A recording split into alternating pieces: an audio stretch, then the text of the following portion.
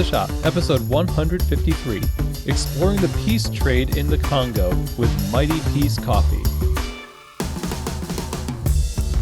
Hey everybody, and welcome to another episode of Keys to the Shop, where we give you insights, inspiration, and the tools you need to grow as a coffee service professional. My name is Chris DeFirio. I'm your host for the show, and today we get the honor of hearing from the folks over at Mighty Peace Coffee. They are a next-generation impact company that works directly with coffee cooperatives in the Democratic Republic of Congo, and they are a fully integrated coffee company who they basically go from seed to table and are impacting communities in the Congo through coffee in an amazing way. And they're going to be sharing a lot about that in today's episode. So I'm really excited to share this with you. Now, this episode is brought to you by Prima Coffee. Prima Coffee is a leading specialty coffee equipment supplier who curates the best equipment from all over the world to fit exactly what you need, whether it's for home or professional use. Essentially, helping you succeed in making great coffee at home or in your store is what drives them. So, want a great home setup? They've got you covered. If you are wanting to open a coffee bar and need guidance and the right equipment for your first shop, they've got you covered there too. Or if you're just expanding and want to upgrade your equipment, there again, Prima Coffee is the one I would recommend you look to. Prima-coffee.com is their website, and there you're going to find a really easy to navigate website with all of the resources you need to understand what it is that you're looking at and purchasing. They have a lot of in-house expertise to help you just get the right gear to fit every situation. So I would encourage you, go to prima-coffee.com. Reach out to them via email or phone call. Let them know Keys to the Shop sent you. And I know you're going to love working with them. So thank you very much, Prima, for your support of Keys to the Shop. This episode is also brought to you by the amazing Pacific Barista series. That is, of course, the line of plant-based performance beverages that are designed specifically for professional baristas and the standards for excellence that they demand. So we could be talking about their almond, soy, coconut, rice, or oat milk, their newest product, and its ability to take the heat from steaming, produce an unmatched silky texture, and keep the flavor balance focused on coffee makes it a great choice for your cafe's menu. Now, these products are developed for baristas, like I said in the beginning here. They're developed in tandem with them because Pacific believes that when they design a product like this, it really has to make sense for the people, the end users using it. And that's why it's called a performance beverage, because it absolutely performs every time. Pacific is just a great supporter of the specialty coffee industry, and these products are a testimony to that fact. So I would encourage you, go to pacificfoods.com, see how the Barista series can really help elevate the non-dairy options that you give your customers in your cafe. Thank you so much, Pacific, for your support of Keys to the Shop. All right, so today we get to learn about a company that represents virtually every step in the value stream of specialty coffee.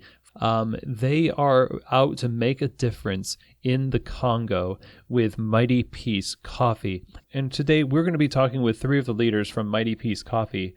Liza Elena Pitsirilos, who is the CEO and a partner, J.D. Stier, the chairman and partner, as well as Jim N. Ngokwey, a partner and business development.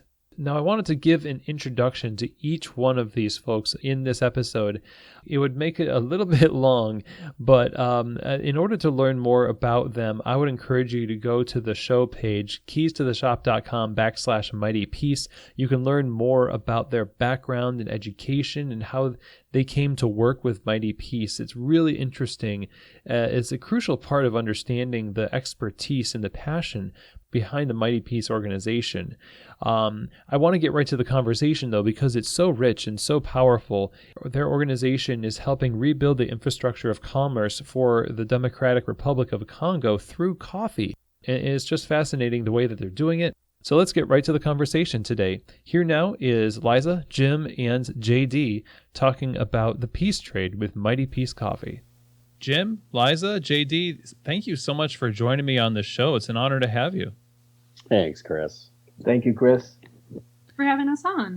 I know this is going to be such a rich conversation. We've had some discussion before the show about just the content in your company. And Jim, I got a chance to meet you at Coffee Fest in New York City, and I knew as soon as you told me a little bit about the company, its mission and things about what you're involved with in coffee.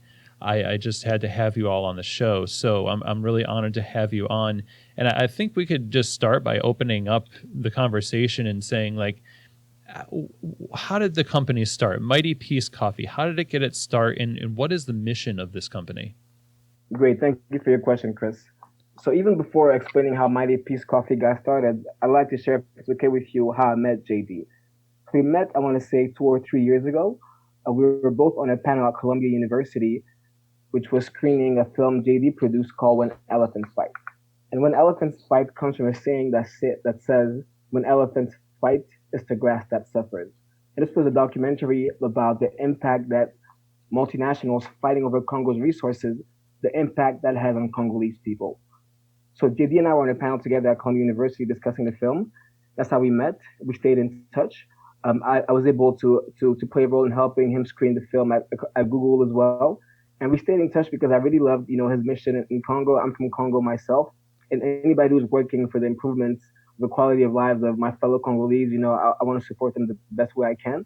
So I stayed in touch with JD, and we spoke regularly. And in the past year, we were just talking about our goals and ambitions. And I mentioned that when I grow up, I like to be able to work in a business that makes a difference in Congo. It's actually the words I use. So that's kind of how I shared that information with him. Then we stayed in touch. He told me about some of his projects.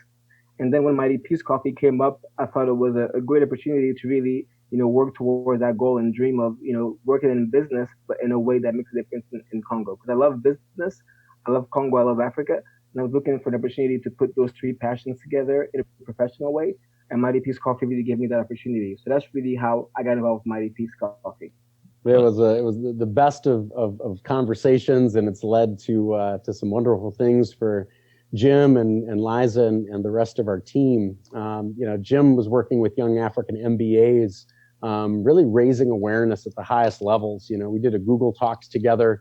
We did the Columbia event together. All told, our initiative, Stand with Congo, did 165 events, from Oxford and LSE to Harvard and wow. all across the world, raising awareness around some of the serious obstacles facing Congolese business, and not just coffee, really across the country. One of the most resource-rich countries on earth, yet some pretty extreme blockages to business development. I was in Congo in early 2017 with the film When Elephants Fight that Jim mentioned.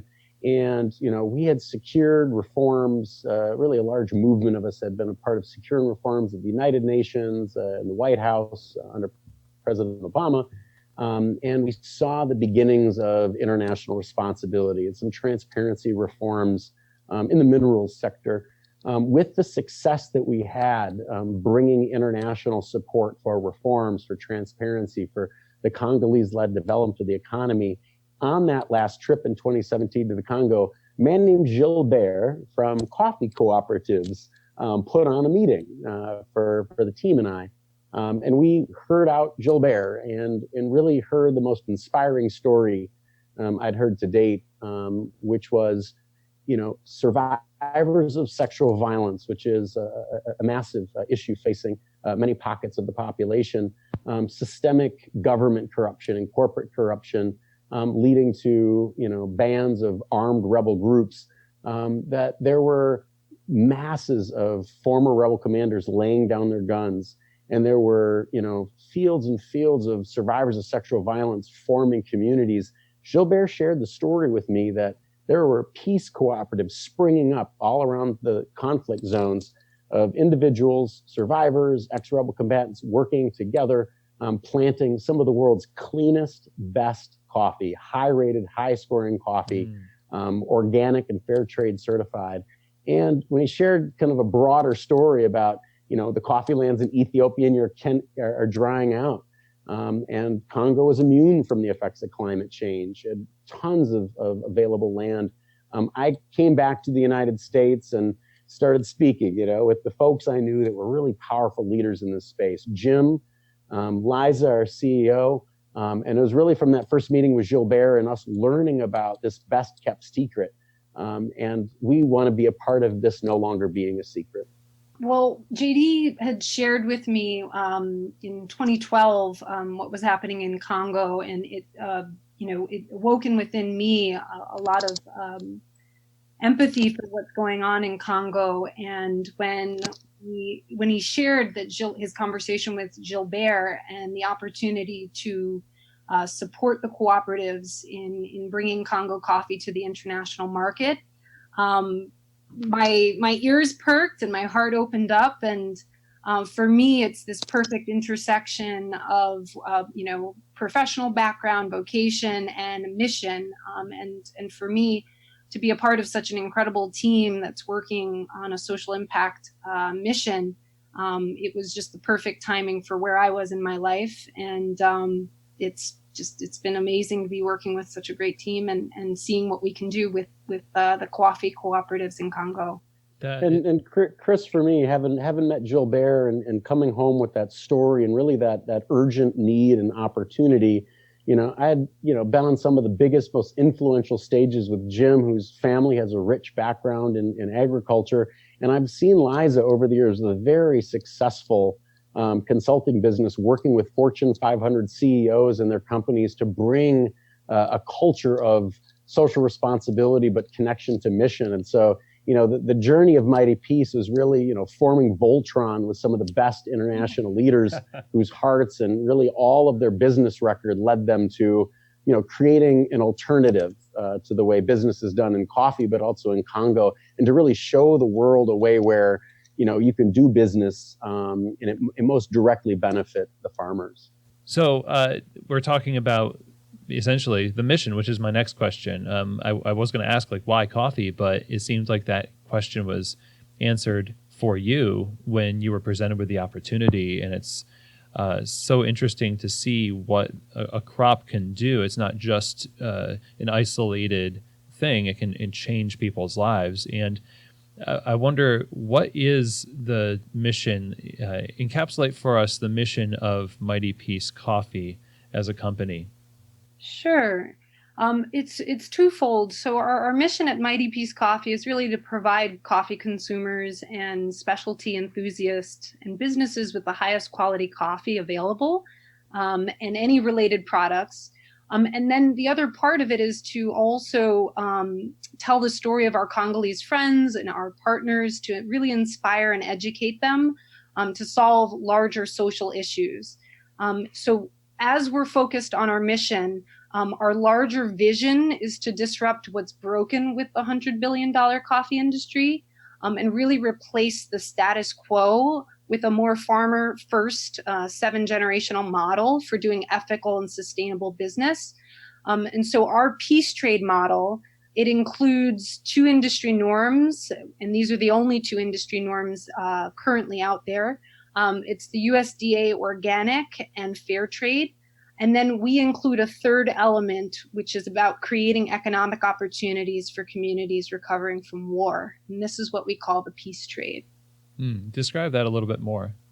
We're excited to launch the peace trade, to really introduce the world to the peace trade. And it's something that right now only Mighty Peace Coffee is doing, but we would hope this could become and grow to a new international standard.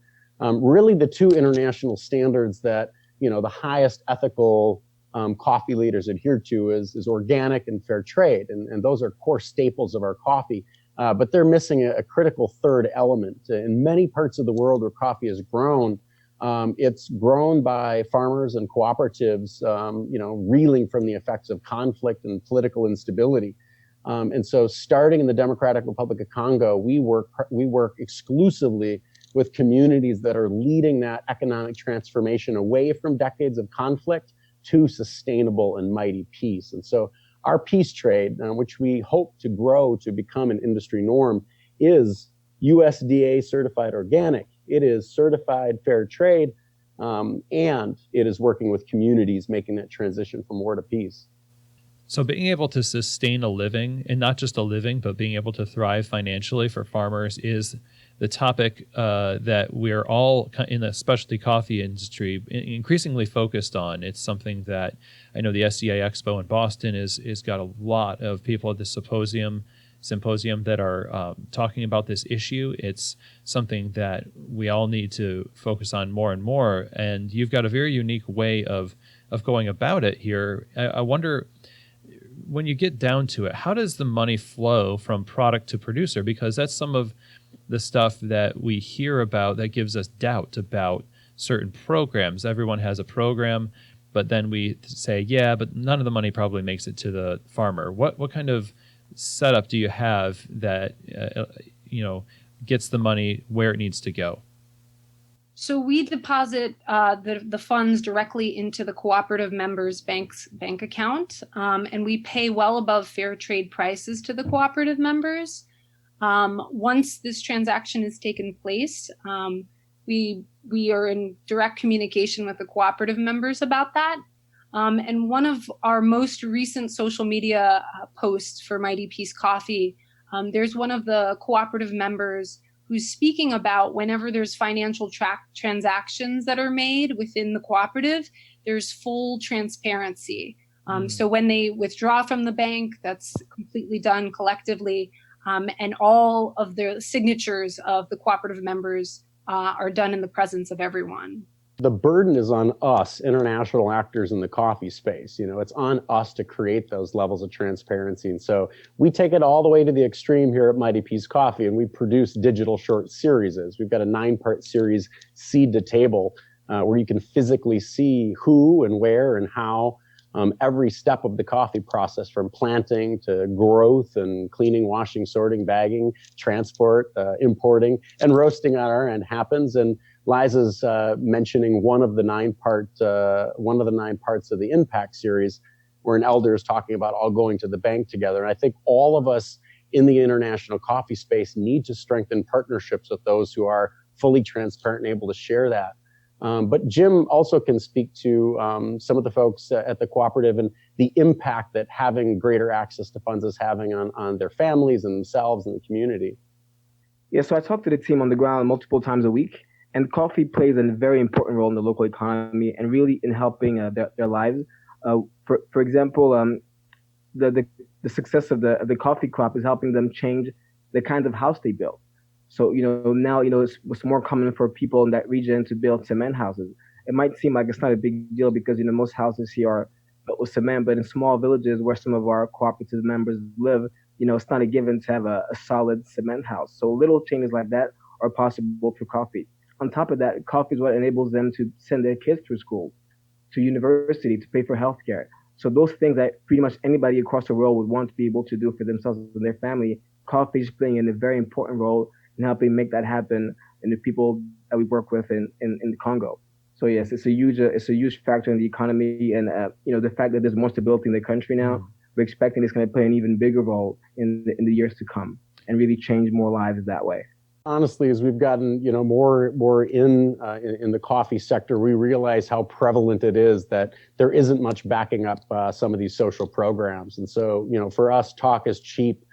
We need to see the action, and we want within our own company to demonstrate, through transparent media, through storytelling, the stories of our supply chain, the stories of the farmers, to really help model transparency and really try to motivate some of the big industry players to start, producing video and showing some of that all on transparency that we do. So the model of sales of the coffee is typical for the specialty coffee market, or is this financed through the sales of roasted coffee? In other words, are you working through importers to purchase the green coffee, or there's a couple of models out there where the roasted coffee is sold and the money from the roasted coffee is split? Yeah, we're one of the very rare fully integrated specialty coffee companies. So we are sourcing directly from the farmers, paying direct, and then we're selling green beans to roasters. And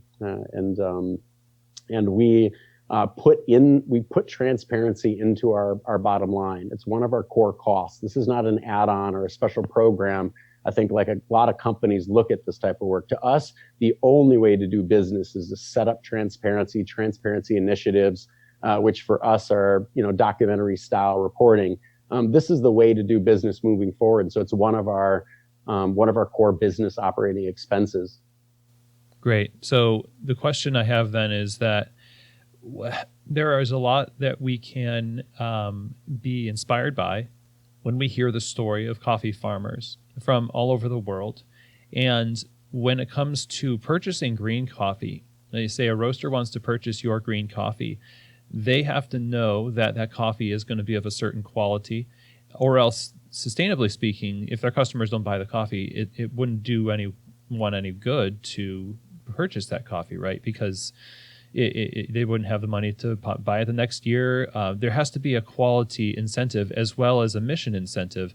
So what are you doing to increase the quality of, in particular, your green coffee? Because right now I don't think coffee from the Congo is maybe unfairly thought of as a really high-grade specialty product. You bring up a good point, Chris, that, it doesn't have that perception right now.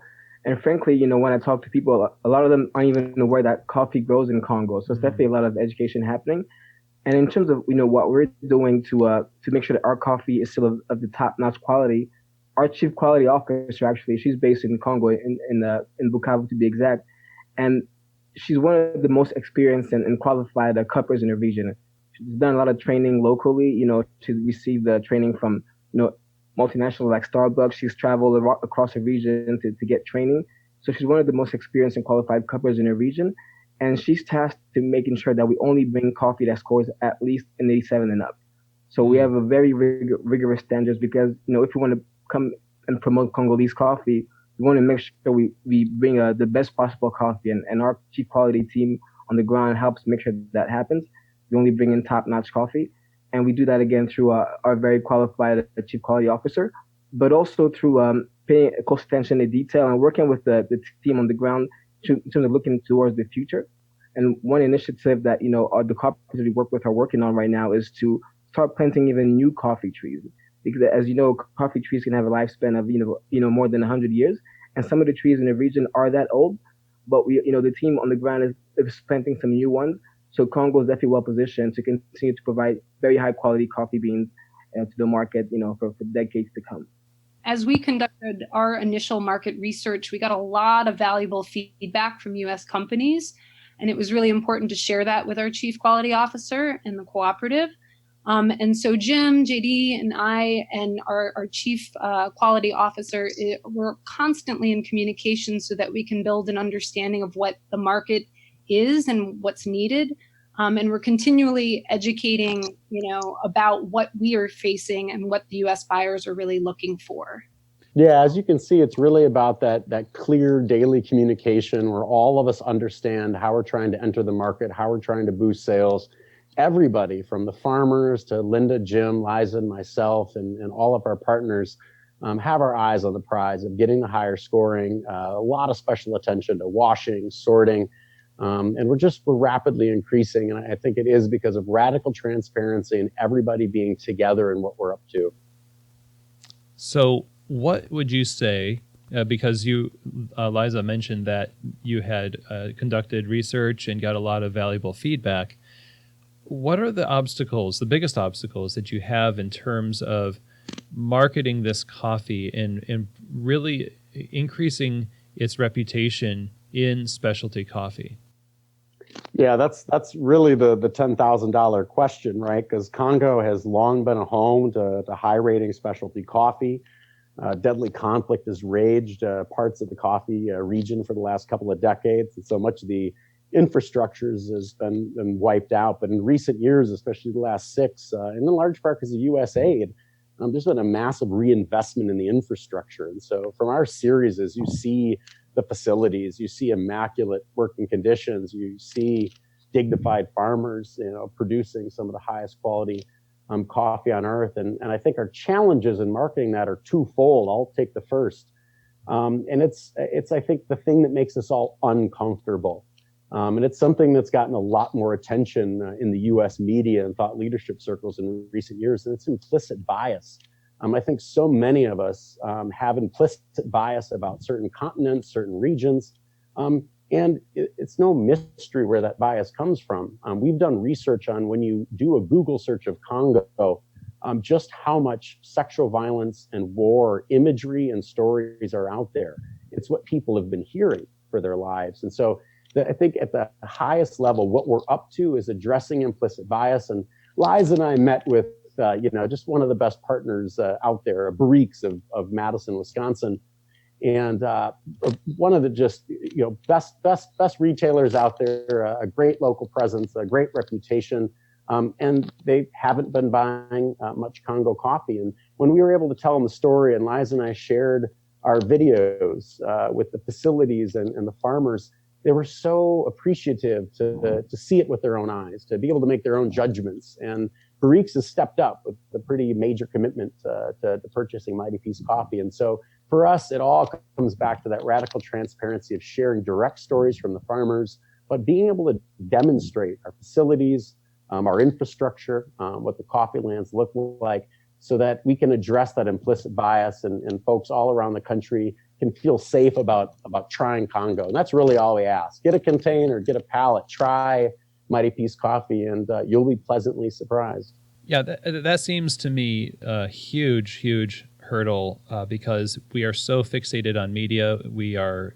formed, our minds are kind of molded by it, and the fear that people have unjustified really would hold people back. And so it's really great to hear that there's traction in that way. So that's really awesome.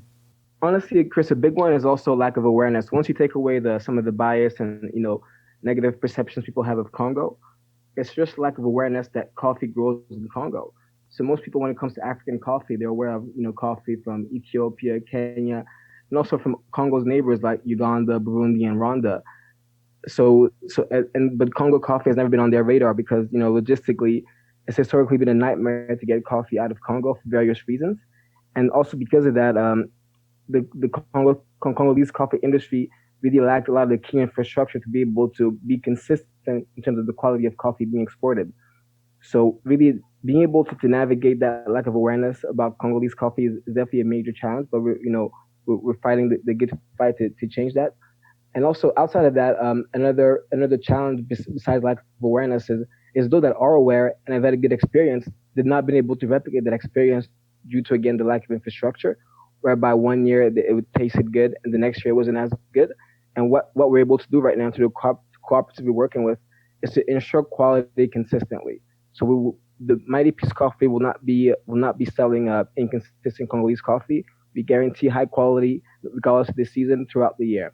And the good thing about Congolese coffee is that coffee is almost perennial over there. It grows almost 8 out of the 12 months of the year. So we have 2 major seasons from February through June, and then from September to December. So there's high quality coffee growing almost year round in Congo. And, really just sharing that story with the potential buyers and prospects and letting them know that, Congo's coffee is different than, some of its regional counterparts, but it's really good as well as high quality. It's only getting better. And also from a long-term standpoint, it has the potential to be one of Africa's, largest coffee exporters because of some of the climate change that, we alluded to earlier. Congo's very well positioned to become an African and maybe even global coffee leader because of its volcanic soil and really the high elevations in this coffee growing region. So it's a big challenge. I'm very excited to, be part of the people, fighting that challenge. And I think, we have a really good shot at being successful. Again, I'm from Congo, so I'm very biased, but, I strongly believe that we'll be successful. And the most discerning, I think, skeptical palates out there, Chris, have been responding with, very similar feedback from coast to coast, from California and Washington all the way through to New York and Florida. We've been hearing, thick, juicy, unique, deep flavors like cocoa and hazelnut, an impressive acidity, a very impressive, surprising acidity. So we've been hearing some of the same things from skeptical, discerning palates, coast to coast, and all of them are signing up to purchase. Oh, excellent news.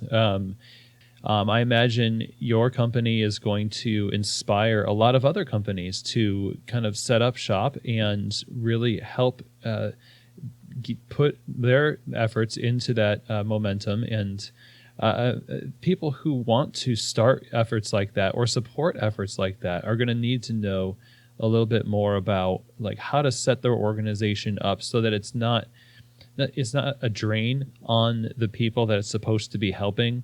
Kind of harkening back to what our question about, the money flow and people's skepticism over charitable organizations in coffee. What would you say for your company are the most critical components that make it successful in fulfilling its mission? Yeah, our success in fulfilling our mission is a result of full transparency, meeting an exceptional team. And I want to preface this by saying that, we wouldn't be able to do what we're doing without the dignified cooperative members who are growing the world's cleanest and highest scoring coffee. That's where it starts. And with coffee being the second largest traded commodity in the world after crude oil, when you've got an epic, commodity like the pristine beans that we're importing, and we have a highly motivated social impact, mission-driven team with decades of experience, all of the ingredients are there for success. And so what's truly been critical to our success is establishing and maintaining a high level of open communication and transparency, which JD spoke about, amongst our team members. And ensuring that all of our team members are empowered to lead and share their ideas openly so that we can come up with solutions collaboratively. I'll add that I think a critical component that you won't hear Liza mention and you won't hear many people talk about the team, but for something that, I've seen throughout my whole life that I believe makes a significant difference. We have an all-women executive team. And the level of leadership and commitment to mission, I think it instills a certain depth. And there's Congolese ownership at Mighty Peace Coffee, and working directly with farmers in an ownership worker rights model as well. So I think all these critical components of who is leading, how they're leading, how money's being shared, and the radical transparency come together to create something that we very much hope becomes a model. Your company and its mission sound like it's helping the Congolese coffee farmers really invest into coffee without as much fear as maybe previously they would have, in terms of it's not easy to grow coffee. Would you say that you've seen an increase in confidence that through your efforts in the coffee farmers in the Congo? I mean, I'll add that the decades that I've been actively involved in local initiatives in the African Great Lakes, the last 5 years is markedly unique and deeply inspiring. The Democratic Republic of Congo has just ushered in its first peaceful democratic transfer of power. Jim and advocates like him all around the world are a huge part of international advocacy and solidarity, pressuring policymakers. Chief among them, the Vatican, the EU, and the US governments all rose to the challenge on the calls of powerful, united international allies. The US tech sector has become one of the good stories in the region, with Apple leading the way and Intel, the world's largest electronics company and the world's largest chip manufacturer, committing to supply chain due diligence in Congo, having seen the effects that their way of doing business was having. And all of that's the result of Congolese advocacy and Congolese-led advocacy. So with regards to the specialty coffee sector, it's finally benefiting from the last 5 or 6 years of really intense international advocacy and solidarity to address some of the decades of systemic issues. And specialty coffee is just ready, ripe and ready to spring onto the international stage now, with strong local support from provincial governors, rotaries, local civic groups. This really is one of the signs of hope in the coffee industry, and seeing how coffee really is becoming an economic transfer agent, an economic change agent. It's inspiring for us. It's inspiring for the region. It's deeply inspiring for the farmers. And this is an area of growth. It's an area of recent expansion where you have far more people trusting and believing in coffee in an area where it's safe to do so for generations to come. Thank you. So when you're a coffee shop owner or a roaster, and you want to go buy some coffee for your customers, and you're looking for a company to go with, and you're going with a company that's taking a bet, on a up and coming region, like the Congo, and how it's flourishing and it's growing and it's expanding its potential with specialty coffee. We touched on this briefly with the marketing of the coffee. The mindset going into purchasing for roasters and retailers, what do you think is a helpful mindset for them to have when dealing with these relatively new sectors of specialty coffee? That's a great question, Chris. And just in terms of a way in which to approach it is more and more consumers are looking to be responsible consumers. They're looking to buy products and services that have a positive impact on society as a whole. We've noticed that really across the world, generationally, it's becoming a more relevant and important for people to buy from companies they respect, who share their values. So from a value standpoint, that's one way to look at it. So even if it's not Mighty Peace Coffee, but to really look to buy products such as coffee from suppliers that are good for the environment and good for the communities in which they operate. I think it's a very important factor to consider, and consumers are starting to demand it more often nowadays. So I think just for the short term and long term, it's important to look at it that way, as having responsible partners, because not only is that good for your bottom line, but it's also good for the world as a whole. Yeah, and some of our bigger customers, they want to be able to transfer transparency onto their clients, to their customers, and so they're having a hard time sharing stories of the farmers. This is the fourth wave, and coffee retailers and roasters are having a hard time showing where the coffee comes from or sharing any stories of where the coffee comes from. And that's a good starting point. How much do you know about your farmers? How many times have you visited the coffee lots? How much do you know about the farmers producing this coffee? And that's a really good starting point, knowing that, such an overwhelming majority of this industry is driven by brokers who've never met a farmer and haven't gotten out of their brokerage office. And so as a fully integrated coffee company, we start there with direct stories from the farmers and videos of our facilities and our coffee lands. And that's really the tip of the spear we hope to continue to lead forward, is that we're opening up transparency, and people have a mindset of, really deserving to hear the story of the dignified farmers and kind of a right to see where their coffee comes from. Mm. Well, why is that important? I wonder. And I think I could probably answer that in a way, but I want to hear from your perspective. You talked about the brokers that haven't met farmers or never met a farmer, and what kind of an edge does that give commerce? I hear Liza say it all the time. We're currently in this fourth economic boom, driven by a connection to source, known origin of the coffee. And I think what we see in the broader food culture, and that we're starting to see in specialty coffee, is an evolution of the sector, a realization that this is farmer first. Our coffee is seed to table.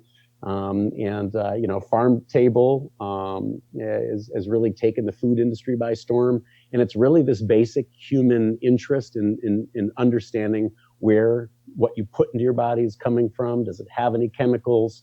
What are the surrounding plots of land look like? This is where Mighty Peace Coffee starts. And we want people to see there's no industrial operations nearby. There's not even roads and road construction. This is really the cleanest soil on earth, and we want to share that story. And for us, the economic incentive is we're coming to market at a time when coffee is being driven by known origin and source, and for us, I think that's being driven by just human curiosity and people wanting to know where things are coming from. Now that the technology is available, now that it's so easy to share stories of your fields and farmers, why not? Why are companies not willing to show where they get the coffee and who makes it? Yeah, and I think as we're experiencing the shifts, even with climate change, people are asking themselves, like, what can I do about it? And one of the most uh, you know the areas that we have agency is in what we consume. And I've shared this perspective with JD a number of times that I don't view entrepreneurship as about really creating just goods and services, but really looking at addressing serious, complex problems in the world, whether it's gender inequality or racial prejudice or crippling labor conditions. Whatever it is, people are paying attention to it and want to be part of a solution, whether that's starting a business or it's been paying more attention to their purchasing power and how that's having an impact on the environment and human rights. So this is an excellent insight into the world of specialty coffee on the ground. And I love that we're getting just an education in what it takes to really help rebuild an industry. And I love what you guys are doing. I'm really thankful to have had you all on the show. And I wonder, to kind of end here, if you would share what you want the specialty coffee community to hear. What would your final thoughts here be for the specialty coffee community? Really, one key takeaway I hope the community takes from this is, to really give Congolese coffee a chance. It's delicious coffee. It's grown ethically, it's sourced ethically, it's organic, and only that we're able to make a difference in the communities. But most importantly, it tastes really good. So your end users, your end consumers will love it. I was talking to a potential client yesterday, and a word he kept using repeatedly was, "This is stunning. This is a stunner." He used that repeatedly throughout our conversation, and it got me really excited to be able to tell the Congo coffee story more, to hear more Americans and North Americans really rave about Congolese coffee, and and contribute to improving the economy in the DRC. So it's delicious coffee, and purchasing that coffee makes a big difference in communities in need. And so I really hope to speak with some of you soon, and I hope you get a chance to taste our coffee. It's delicious. Yeah, I'll add into this too. What I say to the specialty, coffee buyers is, to open up and try Mighty Peace Coffee, and in particular to look at, going beyond what the USDA organic and fair trade, and to join us in creating economic opportunities for the Congolese who are recovering from war. So come join us in the peace trade. We're so open and so inclusive and so welcoming to everybody in this community. I just like to challenge you with a why not. We've got the opportunity to co-brand multimedia, to share stories of farmers with your brand everywhere, throughout the world. And it's an opportunity for us to directly impact large and growing communities, thousands, tens of thousands of dignified farmers. And us as industry leaders, all of us can join together to launch the peace trade. All of us can work with our suppliers and work through brokers to require more transparency, to get curious about transparency, and let Mighty Peace Coffee be the beginning of a movement that really brings ownership back to the farmer, transparency back to the trade, and, as Jim said, just room for the very best tasting coffee. This has really been a sweet time, and I'm just in love with the work that you're doing there. How can people find out more? Where can they go to learn more and buy the coffee? If you would like a package of Mighty Peace Coffee to come directly seed to table from Congo to your front door, go to our Patreon link, patreon.com/Mighty Peace Coffee, and you can sign up to our monthly membership program. And for everybody else, Jim, Liza, do you want to say how Green Bean customers can get in touch with us? Yeah, Green Bean customers can either email info@Mighty Peace Coffee, or my direct email, liza@mightypeacecoffee.com, or jim@mightypeacecoffee.com. We'd be happy to talk with you. Sweet. Well, thank you, all three of you, Jim, Liza, JD. This has really been great. I appreciate you taking the time to share your story. And I really appreciate all of you and the work you do. Thank you, Chris. Well, I want to say thank you to Jim, Liza, and to JD, not just for taking time to articulate what they do with their company, but for the great work that they're doing to make a difference in the coffee communities in the Congo and the impact that that's having on more than just the coffee communities, but on Congo as a whole. It's really inspirational to hear what you all are up to. Thank you so much for taking the time to share all of this with us. I would encourage all of you to go to mightypeacecoffee.com, learn more about the company, the coffees they offer. If you want to connect with them, you can go to info@mightypeacecoffee.com. If you want to buy their coffee, I highly encourage you to do so. You can contact them by emailing sales@mightypeacecoffee.com. I'll have links to those in the show notes as well. So again, huge thank you, JD, Liza, Jim. I really appreciate you all. Now, if you want to reach out directly to me with questions, comments, feedback about the show, or if you have questions about working with Keys to the Shop Consulting to help you really dial in your coffee shop's operations, solve problems that you might be having in the shop, you can do so by emailing chris@keystotheshop.com. I would love to hear from you. And I also want to take this time to remind you that Coffee Fest, the best trade show for coffee retailers, is happening in Indianapolis the 30th of May through the 1st of June.